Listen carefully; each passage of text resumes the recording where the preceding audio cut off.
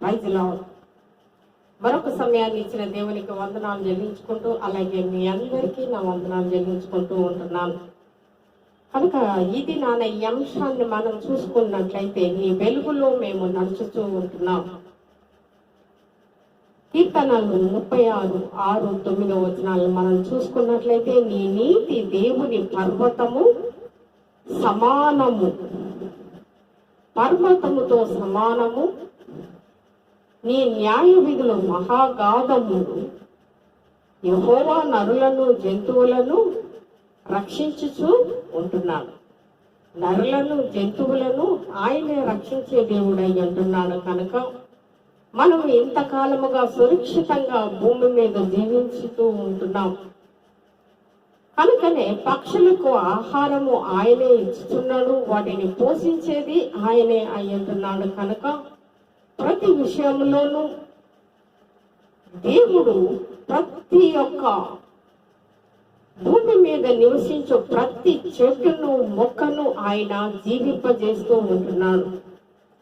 అంత మాత్రమే కాదు, అడవిలో మొలుచుతున్నటువంటి చెట్లు, పెరుగుతున్నటువంటి చెట్లు ఏ మానవుడు కూడా నీటిని అందించలేదు, కానీ దేవుడే పోషించుచు వాటిని సంరక్షిస్తూ ఉంటున్నాడంటే ఆయన ఎంత గొప్ప నీతిమంతుడై ఉంటున్నాడు. నీ యొక్క జీవపు ఊట కలదు, నీ యొక్క జీవపు ఊట కలదు. కనుకనే నీ వెలుగును పొందియే మేము వెలుగుచూ ఉంటున్నాము, నీ వెలుగు ద్వారా మేము నడుచుచూ ఉంటున్నాము. కనుక ప్రకాశమానంగా వెలిగే సూర్యుడు ఉన్నట్టు ఉండి, ప్రకాశవంతంగా వెలిగే సూర్యుడు ఉన్నట్టు ఉండి మరి మబ్బు మాటకు వెళ్ళినట్లుగా, సూర్యుడు మబ్బు చాటుకు వెళ్ళినట్లుగా క్రైస్తవులు కూడా అప్పుడప్పుడు మబ్బు చాటుకు వెళ్ళుచూ ఉంటున్నారు. మబ్బు చాటుకు వెళ్ళినప్పుడు వారిని మబ్బులు కమ్మి వేస్తూ ఉంటున్నాయి. కనుక మబ్బుల మాటన వెళుతూ ఉంటున్నారు. వారు ఉదయాన్నే ప్రకాశవంతంగా పైకి లేస్తూ ఉంటున్నారు. మబ్బు చాటుకి వెళ్ళినప్పుడు చీకటి క్రమ్మును ఉదయమునే మళ్ళా ప్రకాశవంతముగా నూతనముగా లేవుచూ ఉంటున్నారు. కనుక మన జీవితంలో ఏ రీతిగా మబ్బు చాటుగా వెళుచూ ఉంటున్నాము, మబ్బు చీకటి మనల్ని క్రమ్ముచూ ఉంటున్నది. కనుకనే క్రైస్తవులు అప్పుడప్పుడు మబ్బు చాటుకు వెళుతూ ఉంటున్నారు. మధ్యాహ్న సమయమున ఇంకా ప్రకాశముగా వెలుగుతూ ఉంటారు. సాయంత్రం అయ్యేసరికి కాంతిహీనంగా మారిపోతూ ఉంటారు. నిజమే, ఉదయం ఎంతో ఉత్సాహంగా ఉంటారు, మధ్యాహ్నానికి ఎంతో కాంతివంతంగా ఉంటారు. సాయంత్రం అయ్యేసరికి మరి కాంతిహీనంగా మారిపోతూ ఉంటున్నారు. నిజమే, ఈ సమస్యలు లోకములో ఉన్నటువంటి వారి జీవితాలు కూడా అలాంటి స్థితిలోనే జీవిస్తూ ఉంటున్నాం. కనుక ఈ భూమి ఆకాశములో అందులో సమస్తము అంతము కానున్నప్పుడు ఎల్లప్పుడూ మరి ఒక దినమున పగలేనని మనము ఎప్పుడు ఆలోచించుకోనండి. ఒక సమయము వస్తూ ఉంటున్నది, ఆ సమయము వచ్చినప్పుడు మనము ఎప్పుడు వెలుగులోనే జీవిస్తాం. ఆయన రాకడ సమయంలో మనము ఎత్తబడినప్పుడు, ఆయనతో మనము ఉన్నప్పుడు మనము వెలుగుమయమై వెలుగులో మనము జీవిస్తూ ఉంటాం. అప్పుడు చీకటి ఉండదు, ఏది సమస్యలు దరికి రావు. కనుక క్రైస్తవులైనటువంటి మనము అప్పుడప్పుడు కూడా సమస్యలతో నిండుకొనుచు, బాధలతో నిండుకొనుచు, ఎన్నో రోదనలతోటి మరి సతమతమవుతూ ఉంటున్నాం. కనుక మబ్బులు చీకటి అనేవి ఉండవు. మరి దేవుడు ప్రతిదీ వాగ్దానము ద్వారా మనకు తెలియజేస్తూ ఉంటున్నాడు. కనుక అప్పుడు ఆయన చేసేవన్నీ మనకు తెలుస్తూ ఉంటాయి. మనం అనుకోవచ్చు, దేవుడు ఇప్పుడు ఏం చేస్తూ ఉంటున్నాడు, ఆయన సజీవుడై వెళ్ళిపోయినాడు, మరి ఆయన ఇప్పుడు ఎలా ఉన్నాడు, ఏం చేస్తున్నాడు, ఎక్కడ ఉన్నాడు అని ప్రశ్నించవచ్చు. చాలా మంది పల్లెటూరులో ఉన్నటువంటి ప్రజలు, తెలియనటువంటి ప్రజలు ఇలాంటి ప్రశ్నలు అడుగుతూ ఉంటారు. అప్పుడు ఆయన తన తండ్రి దగ్గర సురక్షితంగా ఉన్నాడు, ఆయన తండ్రితో ఉన్నాడు కనుక మనము ఒక సమయం అప్పుడు మనము కూడా ఆయనను చూస్తూ ఆయన ఉన్న స్థలంలో మనము కూడా ఆయన చేర్చుకునే దేవుడై ఉంటాడు. ఎల్లప్పుడూ వెలుగులో మనము ఆయనను ఆరాధిస్తూ ఉంటాం. ఇప్పుడు ఆయన ఆ దేవదూతలు ఆరాధిస్తూ ఉంటారు. మరి ఆలోకంలో, ఆకాశములో తెల్లవారుజామున పక్షులు అరుస్తూ స్తుతిస్తూ ఉంటాయి. పక్షులు అరుస్తూ ఉంటాయి తెల్లవారుజామున. మరి ప్రతి పక్షి, ప్రతి చెట్టు, ప్రతి మానవుడు ఆ జామున మరి ప్రార్థించే వాళ్ళు ప్రార్థిస్తూ ఉంటారు. మరి చెట్లు విసురుతూ ఆయనను స్తుతిస్తూ ఉంటాయి. పక్షులు కానీ, జంతువులు కానీ మరి ఆ సమయంలో ఆయనను ఆరాధిస్తూ స్తుతిస్తూ ఉంటారు. చూడండి ఎంత గొప్ప భాగ్యము. కానీ చాలా మంది ఆ సమయాలను విడిచిపెడుతూ ఉంటారు, ఆయనను ప్రార్థించలేక పోతూ ఉంటారు. కనుక ఇక మీదట తెలుసుకుందురని అతనితో చెప్పాను. ఏమంటున్నాడు, నేను ఎక్కడ ఉంటానో, మరి నేను ఏం చేస్తుంటానో ఇక మీదట మీరు తెలుసుకుందురు. మీరు నా దగ్గరకు వచ్చినప్పుడు అప్పుడు నేను ఏం చేస్తానో మీరు తెలుసుకుందురు. అంతవరకు నిరీక్షణ కలిగి ఉండుడి. అంతవరకు నిరీక్షణ కలిగి ఉండమని దేవుడు సెలవిస్తూ ఉంటున్నాడు. కనుక విశ్వాసముతో నిలిచి ఉండాలి. అంతవరకు కూడా విశ్వాసముతో నిలిచి ఉండమని ఆయన మనకు పదే పదే మరి ఆయన చెప్పుతూ ఉంటున్నాడు. లేదా శ్రమలు పదే పదే శ్రమలతో అనుమతిస్తూ మరి మొక్కుల మాటుగా మనల్ని తోసివేస్తూ ఉంటున్నాడు. శ్రమలు పడుతూ ఉంటున్నాము, శ్రమలు పెడుతూ ఉంటున్నాడు ఆయన. నీ మంచి కొరకే, నువ్వు ఎంత శ్రమ పడినా అది నీ మేలు కొరకే అని ప్రభువు మాట్లాడుతూ ఉంటున్నాడు. పదే పదే నిన్ను మబ్బు చాటుకి తీస్తూ ఉంటున్నాడు. మబ్బు మాటుగా నిన్ను తోసివేస్తున్నాడు అంటే మరి ఎందుకు చీకటి కమ్ముచున్నది? ఎందుకు ఈ దుఃఖము, ఈ శ్రమ, ఈ వేదన, ఈ బాధ అని చాలా మంది విసిగించుకుంటూ ఉంటారు లోకంలో. ఇక చాలు ఈ జీవితము, ఇక నేను బ్రతికినన్నాళ్ళు ఇదే జీవితం నేను బ్రతుకుతూ ఉంటున్నాను, ఈ సమస్యలు నేను తట్టుకోలేను, ఈ బాధలు నేను భరించలేను, ఇవన్నీ చూస్తూ నేను జీవించలేను అని చాలా మంది విసిగించుకుంటూ ఉంటారు ఈ లోకంలో. దేవుడు నన్ను త్వరగా తీసుకెళ్తే బాగుండేమో అని అనేటటువంటి అనేక ప్రజలు విసిగి చెందినటువంటి వారు ఈ లోకంలో ఇంకా జీవిస్తూ ఉంటున్నారు. అందుకోసమనే ప్రభు అంటున్నాడు, వారి కోసమే దేవుడు అంటున్నాడు, మీరు నిరీక్షణ కలిగి ఉండండి. ఆ సమయం వచ్చినప్పుడు మీరు ఎత్తబడుదురు.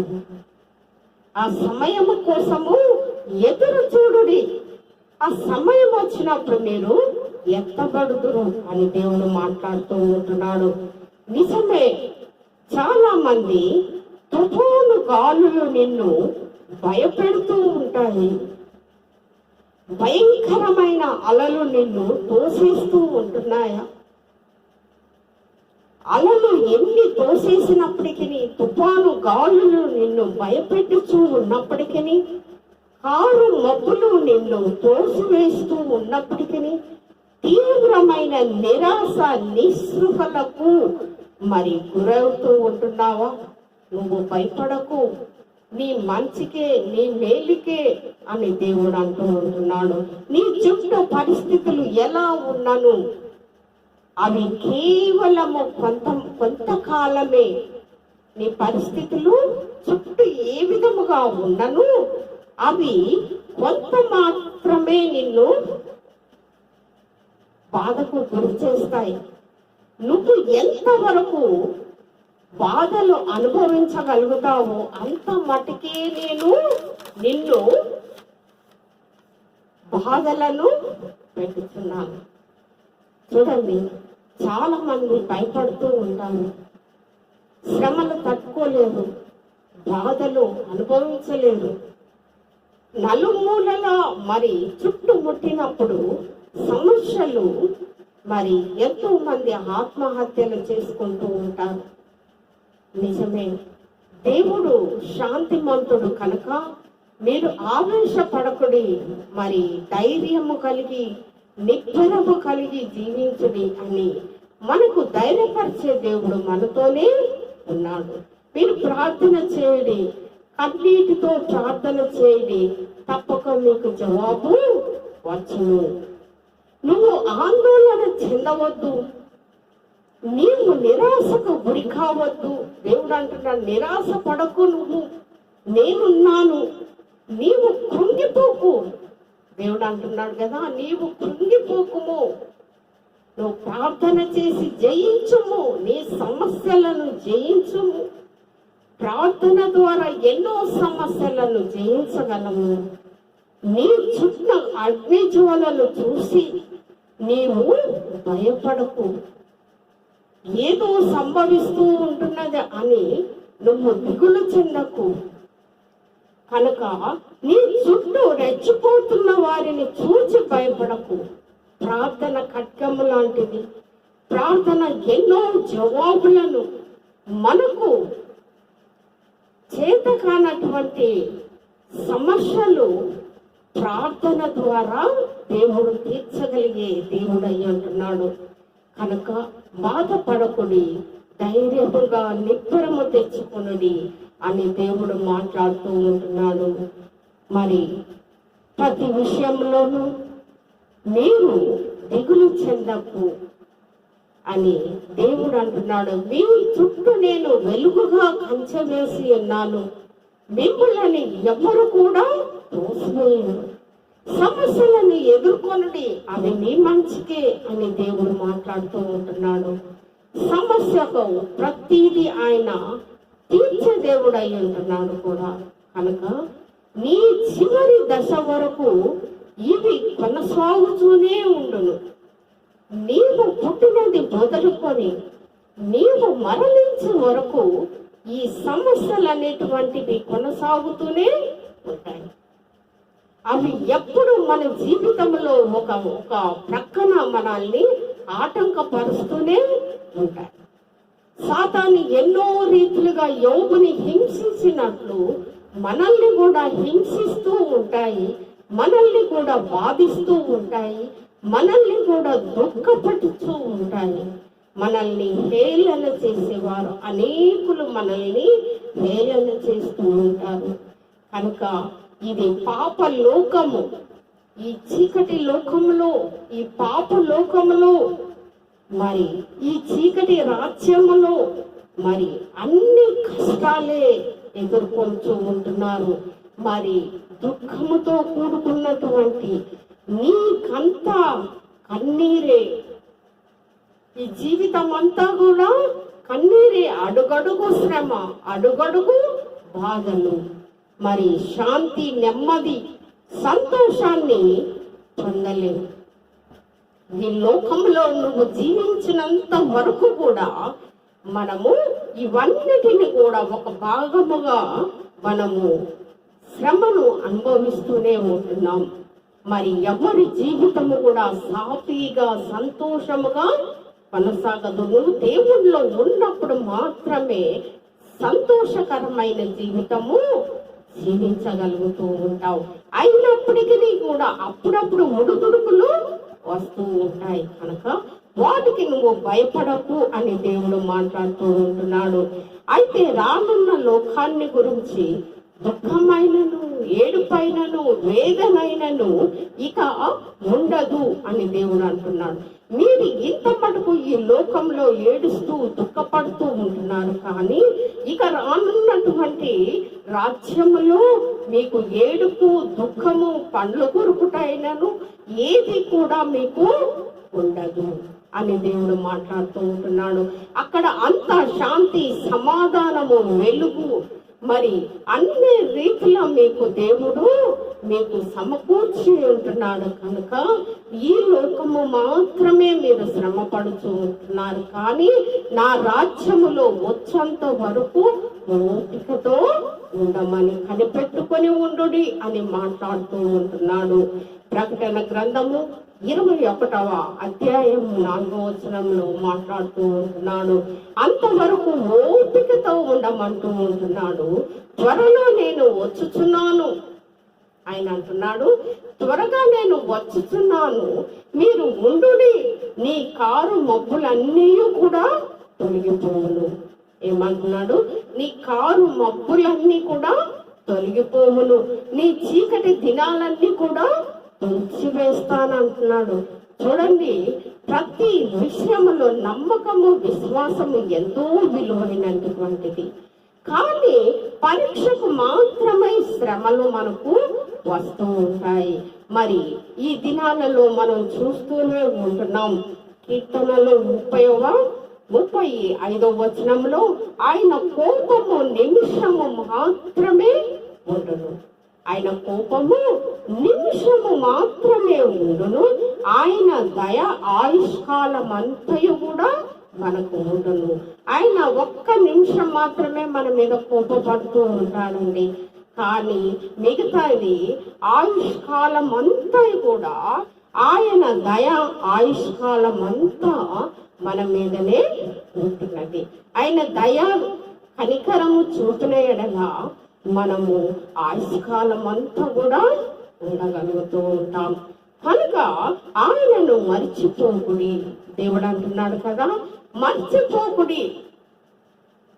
నీ మబ్బులలో నిన్ను తోసివేసినప్పటికీ నన్ను మర్చిపోకుడి అని దేవుడు మాట్లాడుతూ ఉంటున్నాడు. సాయంకాలం మన ఏడుపు వచ్చి రాత్రి ఉండినను ఉదయమున సంతోషము కలుగును. ఒకవేళ నీకు ఏడుపు వచ్చును, ఈ దుఃఖము వచ్చును, సమస్య వచ్చును, అది సాయంకాలము వరకు ఉన్నప్పటికీ ఉదయానికి సంతోషముగా ఉండగలుగుతావు. ఆయన తుడిచివేసే దేవుడు అయి ఉంటున్నాడు. నిమ్మలము సమాధానాన్ని ఇచ్చే దేవుడు అయి ఉంటున్నాడు.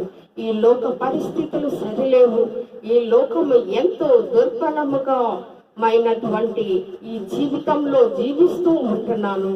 క్షణ క్షణము మరి ఈ పరిపాలించే పరిపాలకులు ఎంతగానో క్రైస్తవుల మీద పగబట్టి క్రైస్తవుల ముస్లింలను అంతమొందించాలన్నటువంటి మరి ఆ యొక్క ఆలోచనతోటి వారు ఉన్నట్లు మనం చూస్తూ ఉంటున్నాం.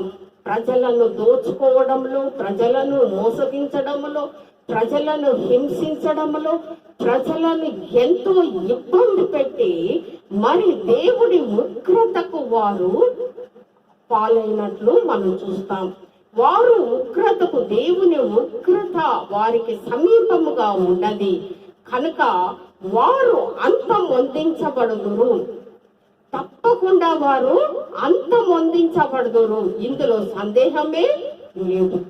ఎందుకంటే పాపము అనున్నది, పాపము మూటగట్టుకొని ఎన్నో దుర్మార్గపు పనులు, ఎన్నో నీచమైనటువంటి పనులు, తల్లిదండ్రులు లేనటువంటి వారిని, స్త్రీలని హింసిస్తూ పదే పదే మరి అబద్ధ సాక్ష్యాలు పలుకుచున్నటువంటి సాతానుడు మరి దేవుడు ఏ క్షణమైనా కూడా, ఎప్పుడైనప్పటికీ కూడా వారిని అంతమొందించే దేవుడై ఉంటున్నాడు. కనుక ఇది సత్యము. ప్రభువు ఎన్నో రీతులుగా మనల్ని మరి దూరపరుస్తూ ఎన్నో రీతులుగా మనల్ని ఆదుకొనుచూ ఉంటున్నాడు. కానీ అనేక మంది ఎన్నో దుర్భర జీవితంలో చనిపోయిన రీతిగా మనం చూస్తూ ఉంటున్నాం. ఎంత నీచంగా మనుషులను చంపినారో, ఎంత నీచంగా రాజ్యభోగాలను అనుభవిస్తూ ఉంటున్నారో, ఇంకా సిగ్గులేనటువంటి జీవితంలో మరలా ప్రజల మధ్యకు వస్తూ మళ్ళీ అనేక రీతిలుగా మనుషులను మోసపరుస్తూ ఉంటున్నటువంటి వారు సాతానులు అని అంటారు. సాతానుడే మనుషులను మోసపరుస్తూ అనేక రీతిలుగా మనుషులని మభ్యపెట్టుచు మరి ఎన్నో రీతిలుగా స్త్రీలని మానభంగాలు చేసి మరలా నీచమైనటువంటి కార్యాలే కాకుండా ప్రజలని ఇబ్బంది పెట్టుతూ ఉన్నాడంటే దేవుడు వదిలిపెట్టనటువంటి దేవుడు అయి ఉంటున్నాడు. కనుక తప్పకుండా ఉగ్రతకు గురి అవుతూనే ఉంటారు. కనుక ప్రతి విషయంలోనూ పరిపాలకులు ఏ రీతిగా పరిపాలించాలనో తెలియనప్పటికీ అటువంటి పరిపాలన మనకు ఇష్టం లేదు కనుక దేవుడు దాన్ని తుడిచివేయును. ప్రతి ఒక్కరూ ప్రార్థన దేవుడు ఆలకించే దేవుడు అయి ఉంటున్నాడు. ప్రతి ప్రార్థనకు జవాబిచ్చే దేవుడు అయి ఉంటున్నాడు. కనుక మనము మరలా వాక్యములోనికి వెళ్ళినా అప్పుడు నీ సూర్యుడికను అస్తమింపడు, నీ చంద్రుడు క్షీణింపడు, యెహోవాయే మరి నిత్యమైన వెలుగుగా ఉండును. నువ్వు ఆ రాజ్యము వెళ్ళినప్పుడు ఇక యెహోవాయే నీకు వెలుగుగా ఉంటాడు. అప్పుడు సూర్యుడు ఉండడు, చంద్రుడు ఉండడు. కనుక ఆయన వెలుగుమయముగా ఉంటాడు. కనుక దేవుడు ఎప్పుడు ఎల్లప్పుడు ప్రతి క్రైస్తవుల పట్ల వెలుగుగా, ఆయన వెలుగు దూతగా ఇవన్నీ లోకంలో జరుగుతున్నాయి అన్ని చూస్తూనే ఉంటున్నాడు. ఆయన వదిలిపెట్టనటువంటి దేవుడై ఉంటున్నాడు. కనుక ఆయన అంటున్నాడు, నీకు నిత్యమైన వెలుగుగా నేను ఉంటాను, నీ దుఃఖ దినములను సమాప్తమును చేయుదును. మీరు పడుచున్నటువంటి శ్రమలు ఈ లోకములో లోకాన్ని అంతమొందించే మరి సాతానులను మరి అంతమొందిస్తానని దేవుడు మాట్లాడుతూ ఉంటున్నాడు. ఇక సమాప్తము చేస్తానని కూడా ఆయన మాట్లాడుతూ ఉంటున్నాడు. ఇక్కడ చూసినట్లయితే మరి ఓ నా ప్రాణమా, ఇక ఎన్నాళ్ళు ఈ కష్టాలు, ఇక ఎన్నాళ్ళు ఈ కన్నీళ్ళు, త్వరలోనే నా ప్రభువు రానున్నాడు కదా. ప్రజలు కన్నీటితోటి దేవుణ్ణి ప్రార్థిస్తూ ఉంటున్నారు. వారు ఎంతకాలము ప్రభువా ఈ కన్నీళ్లు, ఈ దుఃఖము, ఈ వేదన, మరి ఎన్నో ప్రజలు, మణిపూర్ ప్రజలు ఎంతగానో రోధిస్తూ బాధపడుతూ దేవుణ్ణి ప్రార్థిస్తూ ఉంటున్నారు. వారి రోదన అరణ్య రోదనగా ఉంటున్నది. వారికి తిండి లేదు, సరైనటువంటి బట్ట లేకుండా మరి ఎన్నో రీతిలుగా హింసలు పెడుతూ ఉంటున్నారంటే ఎంతటి దుర్మార్గులు ఈ లోకాల్లో ఉంటున్నారో మనము అర్థం చేసుకునే వారిగా ఉందాము. కనుక ఆలోచించి మీరు సరి అయినటువంటి వారికే మీరు సరైనటువంటి మరి హక్కును కల్పించే వారిగా ఉండాలి. కనుక నిన్ను తీసుకెళ్తాడుగా, అప్పుడు కారు మబ్బులను తొలగించే దేవుడై ఉంటున్నాడు. ప్రభువు నిన్ను తీసుకెళ్ళుచూ ఉంటున్నాడు. అప్పుడు నీకున్న సమస్యలను, నీ కారు మబ్బులను, నీ చీకటి దినాలను తుడిచివేస్తాను అంటూ ఉంటున్నాడు. అవును, ఎన్నో దినాలు చీకటిలో జీవించిన ప్రజలు, మరి భయముతో మరి జీవించిన ప్రజలు, దుఃఖముతో మరి జీవించిన ప్రజలు, వారి సమస్యలను, వారి బాధలను మరి ఇప్పటికీ మర్చిపోలేనటువంటి సంఘటనలను మనం చూసి ఉంటున్నాం. కనుకనే ఆ యొక్క వేదన, బాధ మరి ఎప్పటికీ మరువలేనటువంటిది. ఆ పాపము అనేటువంటిది తప్పకుండా అంతమొందించే వారిగా ఉండాలి. ఎవరైతే పాపానికి కారకులుగా ఉన్నారో, మతాలకు కారకులుగా చిచ్చులు పెడుతున్నారో అంతమొందించే దేవుడై ఉంటున్నాడు. కనుక కష్టాలు ఉన్నాను, ఇకను ఉండవు. మరి ఈ పరిపాలన తొలగిపోయినప్పుడు కష్టాలని దేవుడు అణిచివేసే దేవుడై ఉంటున్నాడు. అక్కడ అంత ఆనందమే ఉండును. దేవుడు ఎల్లప్పుడూ దేవుని మందిరములో, ఆలయములో ప్రజలు సంతోషముగా ఆరాధించుకునే దినాలు, సంతోషముగా పాటలు పాడుకునే దినాలు, సంతోషముగా వాక్యాలు చెప్పుకునే దినాలను మీకు దయచేస్తానని దేవుడు మాట్లాడుతూ ఉంటున్నాడు. ఆ సమయము, ఆ దినాలు మనకు ఇస్తానంటున్నాడు. కానీ మీరు ఆలోచించుడి, మీరు ఆలోచించుడి. మీకు పరిపాలించే రాజు ఏ రీతిగా ఉండాలనో, మిమ్మలను ఆదరించే దేవుడు ఏ రీతిగా ఉండాలనో మీరు ఆలోచించే సరైన నిర్ణయము తీసుకోమని మరొకసారి ప్రార్థిస్తూ అడుగుతూ ఉంటున్నాను. మరి దేనికి భయపడక బెదరక దేవుణ్ణి అడుగుడి, ప్రార్థించుడి. ప్రతి విషయములో ప్రతి దినము నీ వెంట కాపుదలగా ఉంటాడు. ఆయన వచ్చిన శ్రమలన్నిటినీ తుడిచివేసే దేవుడై ఉంటున్నాడు. మెలకువగా ఉండుడి అని దేవుడు మాట్లాడుతూ ఉంటున్నాడు. మీరు మెలకువగా ఉండుడి. మరి ఎన్ని రాత్రులు నిద్ర లేని రాత్రులు గడిపి ఉంటున్నారు. ఎన్ని దినాలు మీరు హింసలు గురయ్యి ఆందోళన భయముతో చెంది నిద్రలేని రాత్రులు గడిపి ఉంటారు. దేవుడు చూచే ఉంటున్నాడు. ఆ మరణ కాండను చూచి ఉన్నాడు. కనుకనే మీకు మంచి దినాలు రావాలంటే తప్పకుండా ప్రార్థించండి. తప్పకుండా ఈ సమస్యలను, మరి ఈ యొక్క వ్యక్తులను కారు మబ్బులో, మరి అగ్ని గుండములో మలమల మాడునట్లు దేవుడు తుడిచివేయినట్లు సహాయము దేవుడు చేసే దేవుడు అయి అంటున్నాడు. తప్పకుండా కూడా జరుగును. మరి ఇంతటికి కారకులైనటువంటి వారిని దేవుడు అల్లకొల్లముగా నీచముగా తీసి పడేయను. కనుక ప్రతి ఒక్కరు ఆలోచించుకొని ప్రతి ఒక్కరు ప్రార్థనా జీవితంలో గడుపుడి. ఎంతో మంది పుట్టిన దినాలను జరుపుకున్నటువంటి ప్రతి ఒక్క బిడ్డకు దేవుడు ఆశీర్వాదములు మెండుగా కురిపించునుగాక. మరలా అలాంటి పుట్టిన దినాలను జరిపించుకొనుగాక. మరి ఎంతో మంది బిడ్డలు అనారోగ్య స్థితిలో ఉన్న ప్రతి ఒక్క బిడ్డలను దేవుడు ముట్టి స్వస్థతను దయచేయునుగాక. ప్రతి సమస్యలో బాధలో ఉన్నటువంటి వారిని ఓదార్చే దేవుడై అంటున్నాడు. ప్రతి ఒక్కరిని పలకరించే దేవుడై అంటున్నాడు. ప్రతి వారితో దేవుడు మాట్లాడే దేవుడై అంటున్నాడు. నిబ్బరము కలిగి ధైర్యము తెచ్చుకొనిది. కనుక ఇలాంటి సమయం, ఇలాంటి మరొక దినాన్ని దేవుడు మనకు దయచేయునుగాక.